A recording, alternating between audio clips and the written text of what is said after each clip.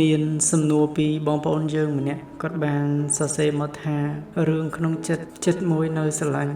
នឹងនឹកហើយក៏មិនចង់បាត់បង់គេដែរក៏នៅតូចប៉ុន្តែចិត្តមួយទៀតគិតថាចង់ដោះលែងគេឲ្យគេទៅរកអ្នកថ្មីដែលល្អជាងយើងដើរតាមផ្លូវដែលគេចង់បានព្រោះខ្លាចគេនៅជាមួយយើងបន្តទៀតគេពិបាកយើងមិនអាចបំពេញបំណងឲ្យគេគ្រប់បែបយ៉ាងបានបើគេអស់ចិត្តពីយើងទៅហើយមិនដឹងគួរធ្វើបែបណាទេខ្លឹមសារលើកនេះខ្ញុំអត់ចង់និយាយពីមូលហេតុអីបានគេអស់ចិត្តពីយើងទេព្រោះខ្ញុំតែងតែនិយាយញយហើយអារឿងមកពីយើងនឹងទើបធ្វើឲ្យគេចាក់ចេញនៅពេលដែលគេចាក់ចេញនៅពេលដែលគេអស់ចិត្តទើបយើងស្ដាយក្រោយតែវាហួសពេលអីហ្នឹងខ្ញុំនិយាយច្រើនដងហើយយើងដោះលែងទៅយើងប្រើពាក្យដោះលែងនេះដោយខ្ញុំមើលខ្លឹមសារដែលទៅសេមកបានន័យថាយើងដឹងកំហុសហើយយើងទទួលកំហុសហើយក៏យើងដឹងអំពី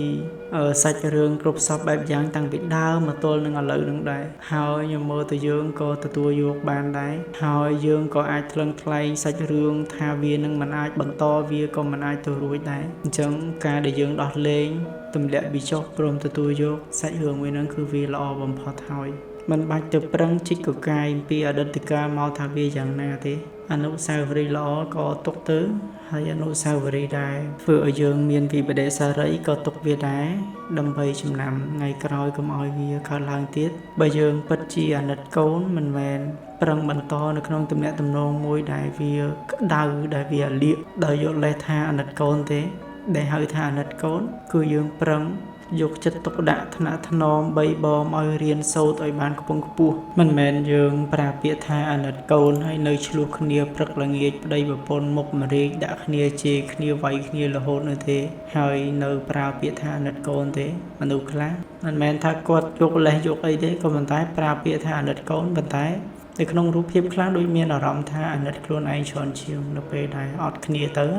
ព្រោះបើអាណិតកូនមិនមែននៅឆ្លោះគ្នាព្រឹកល្ងាចមុខម្រីចេញបន្ទុំដាក់គ្នាអញ្ចឹងខ្លះណាដល់វាយគ្នាទៀតតែ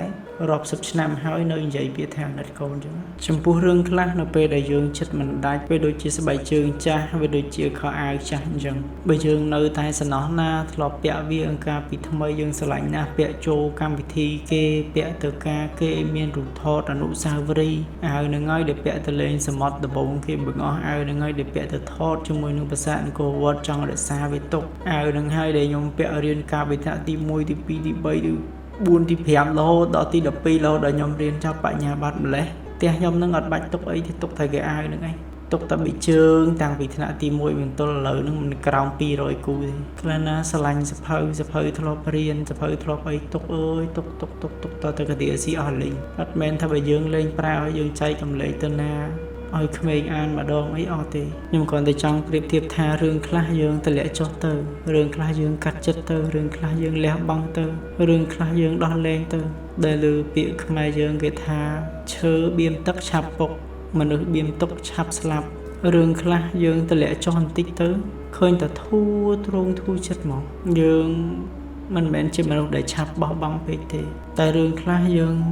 ស៊ូអត់ត្រូវផ្លូវខាតពេលវេលាមេឃភ្លៀងគេយកកស៊ូបាំងគេជ្រោកទឹកភ្លៀងការពារទឹកដល់យើងយកกระดาษបាំងដែរតែបាំងអត់ត្រូវស្ថានភាពបាំងអត់ត្រូវស្ថានភាពអត់ចេះប្រើរបស់អត់ដឹងកលៈទេសៈអ្នកដតីគេមើលមកជីវិតយើងដូចឈួតបើយើងឈរហាលថ្ងៃយកกระดาษបាំងអត់អីទេអ្នកដែលយកកស៊ូបាំងវាហត់តែក្តៅតែបើឈរហាលភ្លៀងយកกระดาษបាំងទឹកភ្លៀងអត់អាចជួយអីបានទេយើងអាចប្រើពាក្យថាអាណិតកូននៅទូចដោយមានសំណួរសួរមួយថាអើយមីម៉ែយូរនេះអើយពោះម៉ែយូរនៅម្នាក់ឯងយូរកាលណាហៅគេហៅឯងថាអត់យូរអាណិតកូនសុខចិត្តនៅមើលកូនខ្លាចអ្នកក្រោយហ្នឹងគេអត់ស្រឡាញ់កូនខ្លាចគេធ្វើបាបកូនអាហ្នឹងសមណា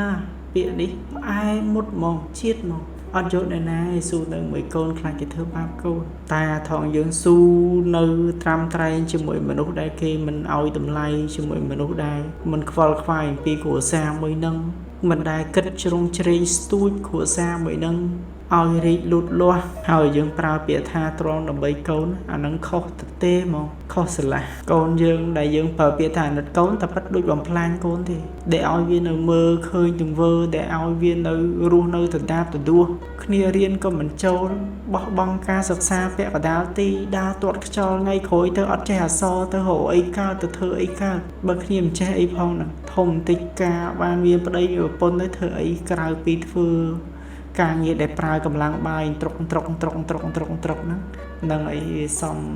នឹងពាក្យដែលយើងប្រើពាក្យថាអាណិតកូននេះអាណិតកូនពេលដែលវានៅតូចចឹងចាំមើលថាវាធំធើបន្តិចហ្នឹងវាចេះគិតវាទៅជាអាណិតម្ដាយវាទៅជាអាណិតឪពុកវិញជលវល់ឲ្យឆ្លោះគ្នាអត់មានបានទៅរកស៊ីអីគ្រួសារក្រដល់ពេលកូនចាប់ផ្ដើមអាណិតឪពុកម្ដាយវិញចាប់ផ្ដើមទៅនៅជាមួយគេទៅធ្វើការងារណាណីចឹងទៅស៊ីឈ្នួលគេអីចឹងមកដើម្បីមកពុតកូនឪពុកម្ដាយនេះឪពុកម្ដាយហ្នឹងលែងប្រើពាក្យអាណិតកូនវិញដល់ពេលហ្នឹងមកក្តៅក្រហាយរឿងកូនបើកបិខែយឺតរឿងដងថ្ងៃបើកបិខែមិនតាន់ចាប់ផ្ដើមទេហោឆ្វេងស្ដាំអញ្ចឹងហើយពាក្យថាអាណិតកូនគឺគិតពីអនាគតកូនមិនមែនអាណិតកូនក្នុងរូបភាពអាណិតខ្លួនឯងក្នុងពេលបច្ចុប្បន្នប៉ុន្តែអនាគតកូនវាទៅជាបៃលុកបៃឡសម្រាប់